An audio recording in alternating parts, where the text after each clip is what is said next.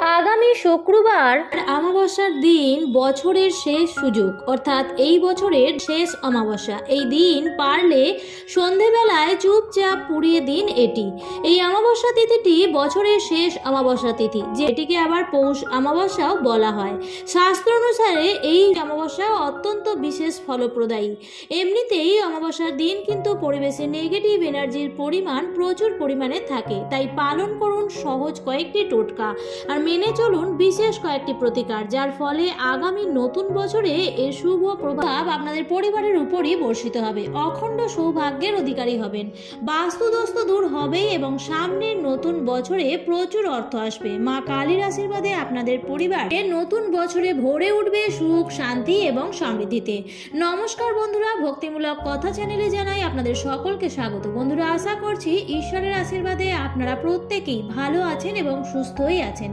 বন্ধুরা, যেহেতু এই উপায়টি আপনারা করবেন অমাবস্যার দিন, তাই সবার প্রথমেই আপনাদের জানিয়ে দিই যে এই বছর 2025 সালের সর্বশেষ ও পৌষ অমাবস্যা কবে পড়েছে। পঞ্জিকা অনুসারে তার পূর্ণাঙ্গ সময়সূচি। পৌষ অমাবস্যা পড়েছে বাংলার 3রা পৌষ 1432, ইংরেজির 19শে ডিসেম্বর 2025 শুক্রবার দিন। অমাবস্যা তিথি শুরু হচ্ছে 19শে ডিসেম্বর শুক্রবার ভোর 4:43 থেকে এবং অমাবস্যা তিথি শেষ হচ্ছে 20 ডিসেম্বর চৌঠা পৌষ শনিবার ভোর 6:45। অর্থাৎ বুঝতেই পারছেন, শুক্রবার দিন সারা দিন সারা রাত অমাবস্যা তিথি থাকছে। বছরের শেষ অমাবস্যা অর্থাৎ পৌষ অমাবস্যা, এই দিনটিতে পিতৃপুরুষদের জন্য তর্পণ, দান, স্নান ও ধ্যানের জন্য অত্যন্ত শুভ, যা সাংসারিক সমৃদ্ধি নিয়ে আসে। আজকের ভিডিওটিতে আমি আপনাদের সাথে শেয়ার করব এই দিন সন্ধ্যাবেলায় পারলে চুপচাপ পুড়িয়ে দিন এই একটি জিনিস। ঘরের সমস্ত বাস্তু দোষ দূর হবে এবং নতুন বছর আপনাদের জন্য সৌভাগ্য নিয়ে আসবে। অর্থ আগমনের পথও সুগম হবে। বন্ধুরা, এই অমাবস্যার দিনটি খুবই বিশেষ একটি তিথি ঘর থেকে নেগেটিভ এনার্জিকে দূর করার এবং বন্ধুরা, বাড়ির বাস্তু ঠিক করার জন্য এই দিনটি অতি অবশ্যই বাড়ির এই একটি বিশেষ স্থানে মাটির একটি প্রদীপ জ্বালিয়ে দিন। তাই বন্ধুরা, ভিডিওটি স্কিপ না করে সম্পূর্ণ দেখুন এবং সম্পূর্ণ দেখার পর যদি ভালো লাগে তাহলে অবশ্যই ভিডিওটিতে একটি লাইক করবেন এবং কমেন্টসে লিখবেন জয় মা কালীর জয়। এবং বন্ধুরা, ভিডিওটি শেয়ার করে দেবেন আপনাদের নিকট আত্মীয় স্বজন এবং বন্ধু বান্ধবদের সাথে, যাতে সবাই এই ভিডিওটি পেয়ে উপকৃত হতে পারে। তো চলুন বন্ধুরা, ভিডিওটি বিস্তারিত আলোচনা করা যাক। ভগবান শিব দ্রুত তার ভক্তদের উপর সন্তুষ্ট হন। তার আশীর্বাদ লাভের জন্য ভগবান শিবের বিশেষ পূজা এবং দান করা এই দিন অত্যন্ত জরুরি। এই পৌষ মাসের অমাবস্যার দিন মা কালীর বিশেষ রূপ পৌষ কালী পূজিতা হয়ে থাকেন, তাই পৌষ কালীকে পূজা করলে মায়ের বিশেষ কৃপা লাভ করা যায়। এই বছরের শেষ অমাবস্যাটিতে কিছু করুন বা না করুন, পরিবারের মঙ্গলের জন্য মায়ের কাছে অবশ্যই পুজো দিন এবং এই দিন সন্ধ্যাবেলায় বাড়ির সদর দরজায় দুদিকে দুটি প্রদীপ অবশ্যই জ্বালিয়ে দিন। যেখান দিয়ে আপনার বাড়ির সদস্যরা প্রবেশ করেন সেই সদর দরজার দুপাশে দুটি প্রদীপ অবশ্যই দিন।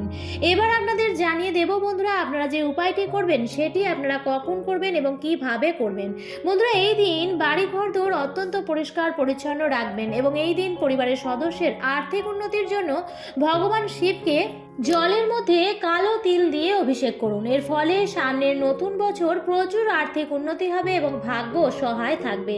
এই দিন সকালবেলায় যখন স্নান করবেন তখন স্নানের জলে সামান্য পরিমাণে কালো তিল এবং সৈন্ধব লবণ মিশিয়ে অবশ্যই স্নান করুন এবং এই দিন স্নানের আগেই ঘর বাড়ি ভালোভাবে পরিষ্কার পরিচ্ছন্ন করে নেবেন এবং ঘর মোছার জলে 1 চামচ পরিমাণ সৈন্ধব লবণ মিশিয়ে সেই জল দিয়ে ঘর মুছবেন এবং স্নানের পর অবশ্যই গোটা ঘরে এবং নিজের গায়ে মাথায় গঙ্গার জল ছিটিয়ে দেবেন। এতে করেও কিন্তু অশুভ বা নৈতিবাচক শক্তির প্রভাব সারা ঘরে পড়ে থাকলে তা খুব সহজেই দূর করা সম্ভব হয়। বন্ধুরা, এই দিন সকালবেলায় শুদ্ধ বস্ত্র পরে যখন ঠাকুর ঘরে নিত্য পূজা দিতে যাবেন তখনই এই সামগ্রীগুলি জোগাড় করে নেবেন। আর সেগুলি হলো, আপনারা নেবেন 5টি বা 7টি তেজপাতা, অর্থাৎ বিজোড় সংখ্যার তেজপাতা নিতে হবে।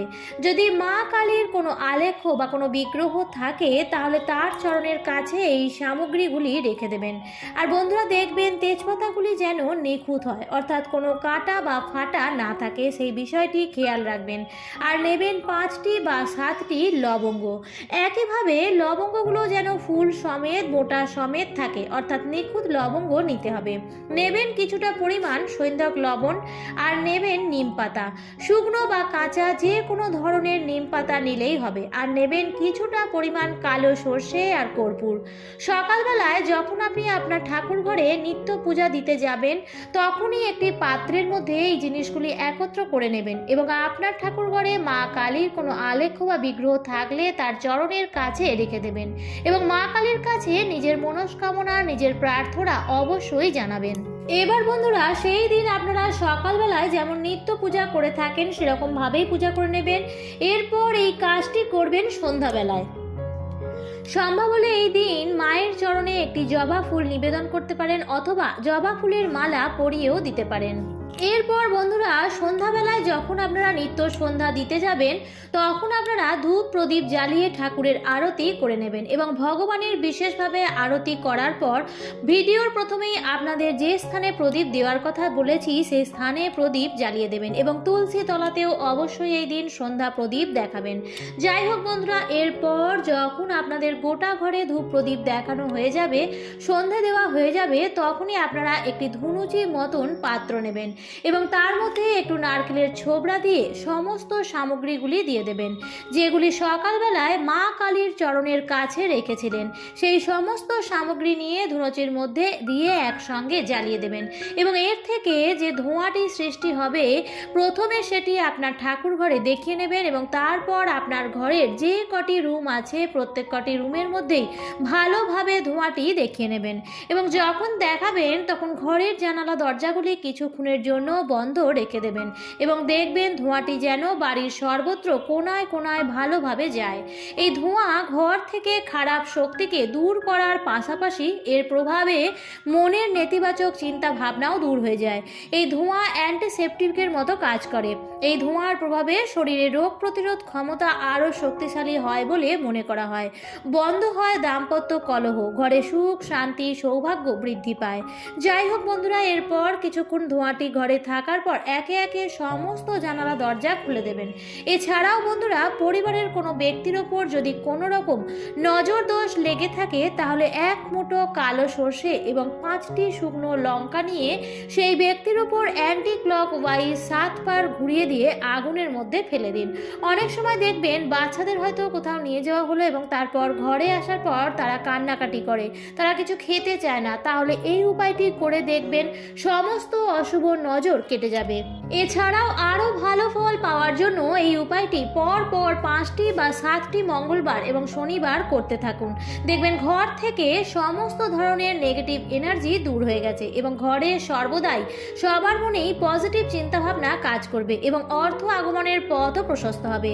বাড়িতে যদি কোনো অসুস্থ ব্যক্তি থাকে দেখবেন সেও ধীরে ধীরে সুস্থ অনুভব করতে থাকছে।